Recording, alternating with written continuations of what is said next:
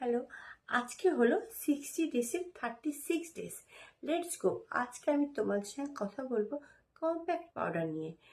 আমি যে গত 35 ডেজে লুজ পাউডার সম্বন্ধে বলেছিলাম, তারপরেই তোমাদের কম্প্যাক্ট পাউডার ইউজ করলে মানে মেকআপটি আরও অনেক লং লাস্টিং করবে এবং মেকআপটি আরও অনেক অনেক এনহ্যান্স করে এবং মেকআপটি সেট করতেও সাহায্য করে এই কম্প্যাক্ট পাউডারটি। তুমি এই আমি যে প্রসেস বলেছি মেকআপের, এইগুলো বাদ দিয়েও শুধুমাত্র ডাইরেক্ট তুমি কম্প্যাক্ট পাউডার ইউজ করতে পারো। মানে কম্প্যাক্ট পাউডারের মধ্যে ফুল কভারেজ থাকে। বিভিন্ন স্কিন টোনের কালারের হয় কম্প্যাক্ট পাউডার। আচ্ছা, এবারে আমি বলি 4টি অয়েলি স্কিন এবং ড্রাই স্কিনের কম্প্যাক্ট পাউডার, মিনিমাম রেঞ্জ থেকে হাই রেঞ্জে। প্রথমে হচ্ছে কি অয়েলি স্কিনের Swiss Beauty, Sugar, Purple, Bobbi brown.